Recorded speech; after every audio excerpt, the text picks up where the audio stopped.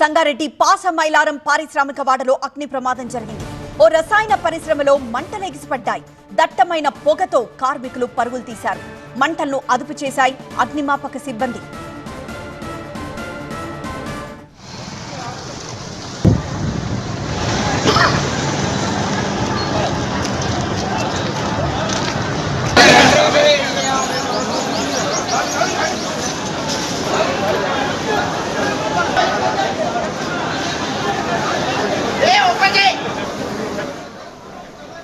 సంగారెడ్డి పాసమైలారం పారిశ్రామిక వాడలో జరిగిన అగ్ని ప్రమాదపు దృశ్యాలను టీవీ9 స్క్రీన్ మీద మనం చూస్తున్నాం.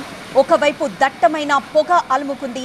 ఒక్కసారిగా అగ్ని కీలలెగిసిపడడంతో అక్కడ పారిశ్రామిక వాడ కావడంతో దట్టమైన పొగ అలుముకుంది.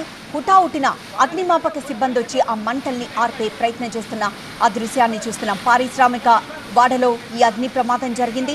దట్టమైన పొగతో కార్మికులు ఒక్కసారిగా బయటికి పరుగులు తీశారు. అయితే మంటలను అగ్నిమాపక సిబ్బంది అదుపు చేశాయి.